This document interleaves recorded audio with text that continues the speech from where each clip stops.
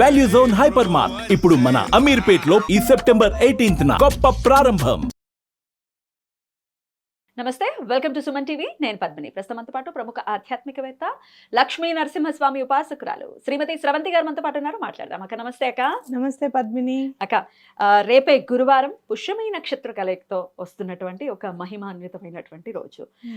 ప్రకృతి కూడా మన పట్ల కనికరిస్తోందేమో అని అనిపిస్తూ ఉంటుంది. ఎందుకంటే కష్టాలు పడుతూ ఉంటే మరి తల్లి కదా, ఎంతో కొంత ఆ ప్రేమను కురిపిస్తుంటుంది. అయ్యో పాపం, ఇటువంటి స్పెషల్ డేస్ లో అంటే కాస్మిక్ ఎనర్జీ ఎక్కువ ఉన్నటువంటి రోజులను అందిద్దాం, యూటిలైజ్ చేసుకుంటే డెఫినెట్ గా వాళ్ళ జీవితాల్లో మార్పు వస్తుంది అని అనుకుంటుందేమో ప్రకృతి కూడా. ఎందుకంటే రీసెంట్ టైమ్స్ లోనే కదా వచ్చింది. 2 సార్లు వచ్చింది.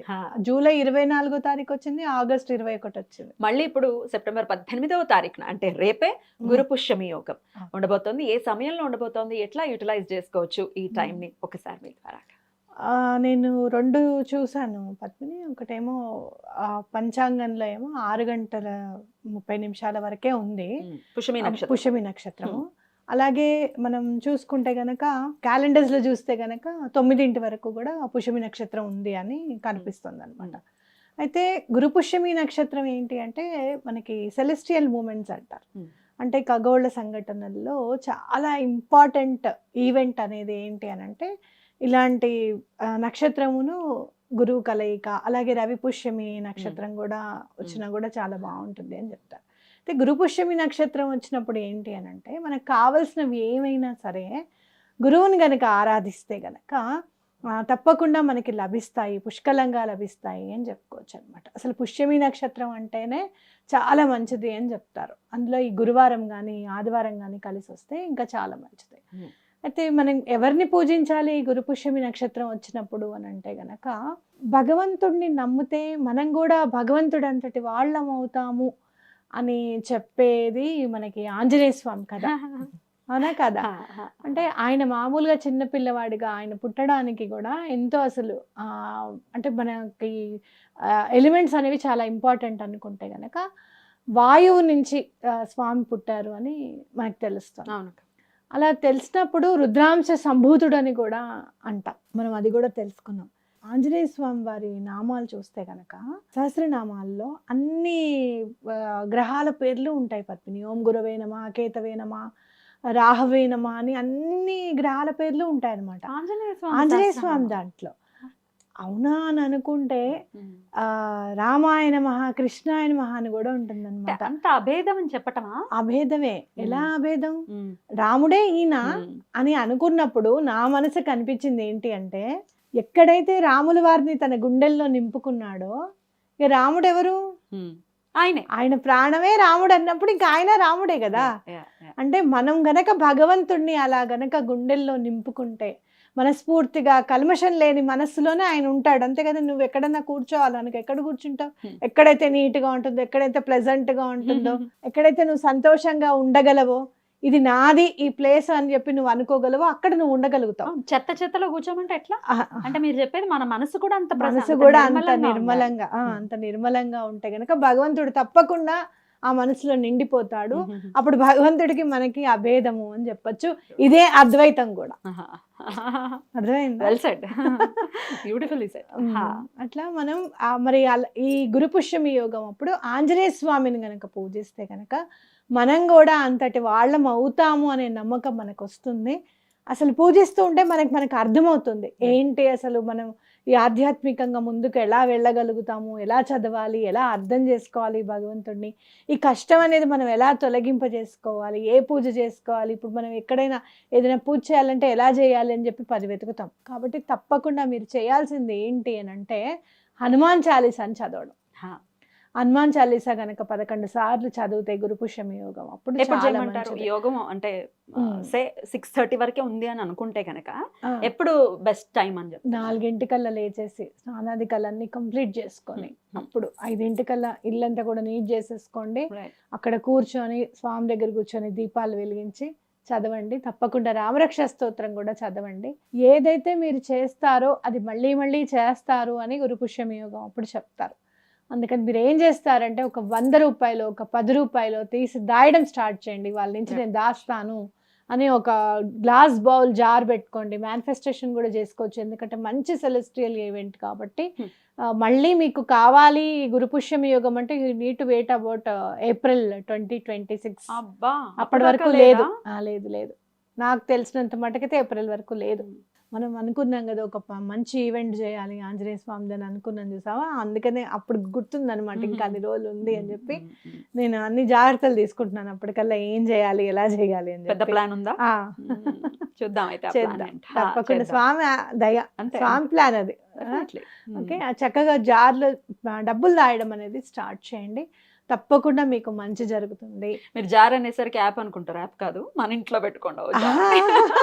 యాప్ ఉందా? ఒక గాజు బౌలో గాజు బాటిల్ తీసుకోండి, దానిలో వేయండి. ఆ బాటిల్కి స్టీల్ మూతున్నా పర్వాలేదు, ప్లాస్టిక్ మూతున్నా పర్వాలేదు, చెక్క మూతున్నా పర్వాలేదు, గాజు మూతున్నా పర్వాలేదు, అది పెట్టుకోండి, చక్కగా దాయండి. ఇంకోటి ఏంటి అని మళ్ళీ మళ్ళీ చేస్తాం కాబట్టి ఎటువంటి పరిస్థితుల్లోనూ అప్పు అనేది చేయకండి. రేపటి రోజున మనం జనరల్ గా సూర్యోదయానికి ఏదైతే ఉంటుందో అదే తిథిని కన్సిడర్ చేస్తాము.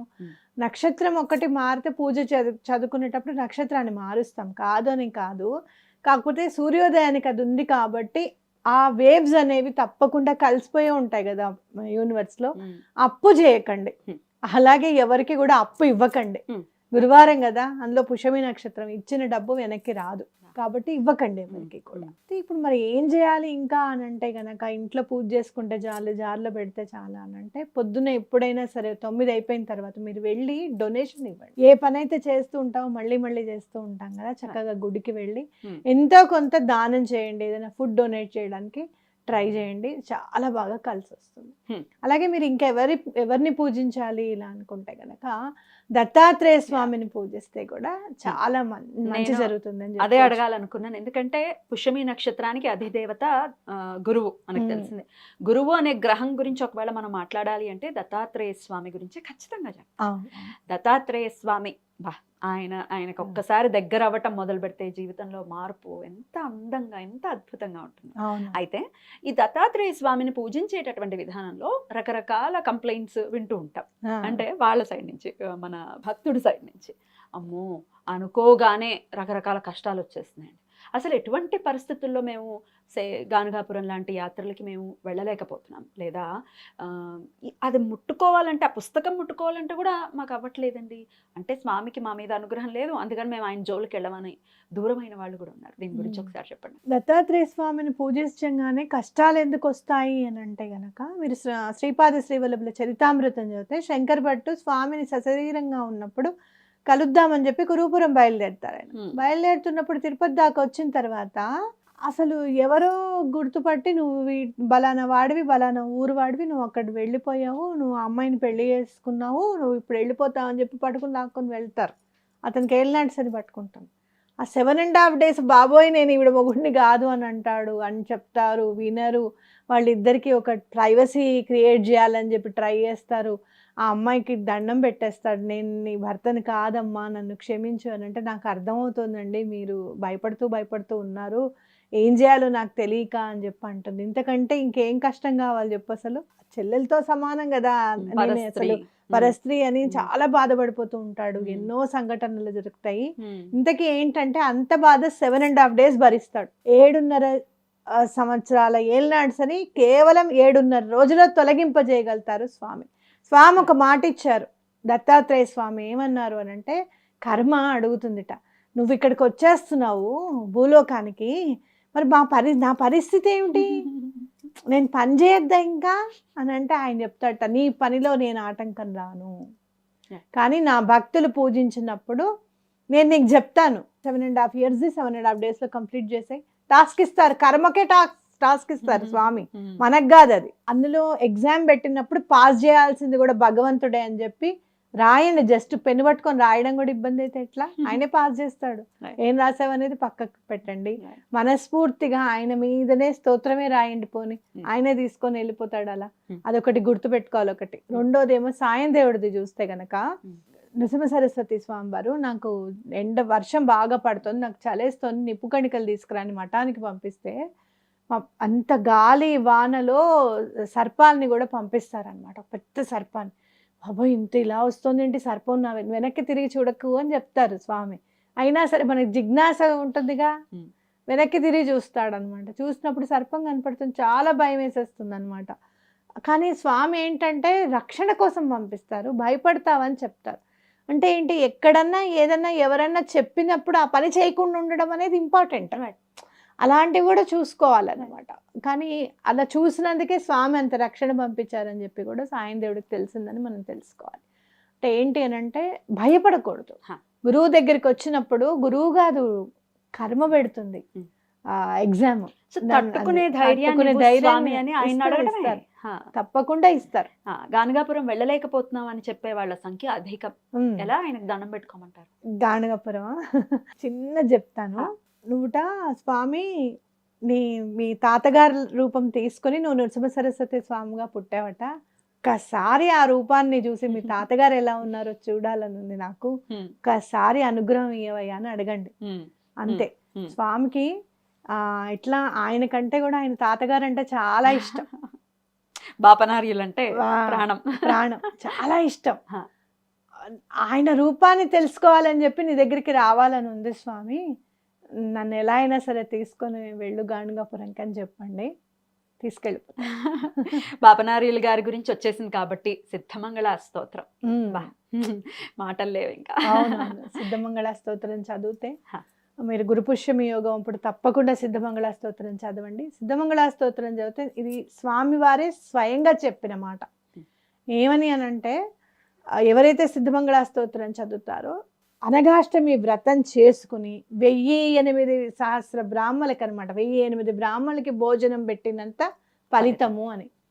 సంస్కృతంలో సహస్రము అంటే అనంతము అని కూడా అర్థం ఉంది. ఓకే, అంటే ఇక అనంతంగా చేసిన పుణ్యమంతా లభిస్తుందిట కేవలం సిద్ధమంగళ స్తోత్రం చదివితే. ఇది కూడా 11 సార్లు చదవండి. ఈ సమయంలో అంటే బిఫోర్ 6:30 చదవమంటారా? 6:30 చదవండి. లేదు మా క్యాలెండర్ కరెక్ట్గా చెప్తుందండి, మేము మా క్యాలెండర్ని ఫాలో అవుతాము అనుకుంటే కనుక 9 o'clock లోపల చదువుకోండి తప్పకుండా. మరొకసారి మాకు ఇక్కడ తెలియని ప్రేక్షకుల కోసం ఒకసారి సిద్ధమంగళ స్తోత్రం పాడి వినిపిస్తారా? తప్పకుండా, ఉపయోగపడుతుంది కదా అలాగే వాళ్ళకి. తప్పకుండా. ఆ విఘ్నేశ్వరుని పాదపద్ములకు నమస్కరిస్తూ మనం సిద్ధమంగళ స్తోత్రం చదువుకుందాం. శ్రీమదనంత శ్రీ విభూషిత అప్పల లక్ష్మీ నరసింహరాజా, జయ విజయీ భవ దిగ్విజయీ భవ శ్రీమదకండ శ్రీ విజయీ భవ. శ్రీ విద్యాధరి రాధ సురేఖ శ్రీరాకీధర శ్రీపాదా, జయ విజయీ భవ దిగ్విజయీ భవ శ్రీమదకండ శ్రీ విజయీ భవ. మాతా సుమతి వాత్సల్యామృత పరిపోషిత జయ శ్రీపాదా, జయ విజయీ భవ దిగ్విజయీ భవ శ్రీమదకండ శ్రీ విజయీ భవ. సత్య ఋషీశ్వర దుహితానందన బాపనార్యనుత శ్రీచరణ, జయ విజయీ భవ దిగ్విజయీ భవ శ్రీమదకండ శ్రీ విజయీ భవ. సవితృకాటక చయన పుణ్యఫల భారద్వాజ ఋషి గోత్ర సంభవా, జయ విజయీ భవ దిగ్విజయీ భవ శ్రీమదకండ శ్రీ విజయీ భవ. దో చౌపాతి దేవి లక్ష్మీ గణ సంఖ్యా బోధిత శ్రీచరణ, జయ విజయీ భవ దిగ్విజయీ భవ శ్రీమదకండ శ్రీ విజయీ భవ. పుణ్యరూపిణి రాజమాంబసుత గర్భ పుణ్యఫల సంజాత, జయ విజయీ భవ దిగ్విజయీ భవ శ్రీమదకండ శ్రీ విజయీ భవ. సుమతి నందన నరహరి నందన దత్తదేవ ప్రభు శ్రీపాదా, జయ విజయీ భవ దిగ్విజయీ భవ శ్రీమదకండ శ్రీ విజయీ భవ.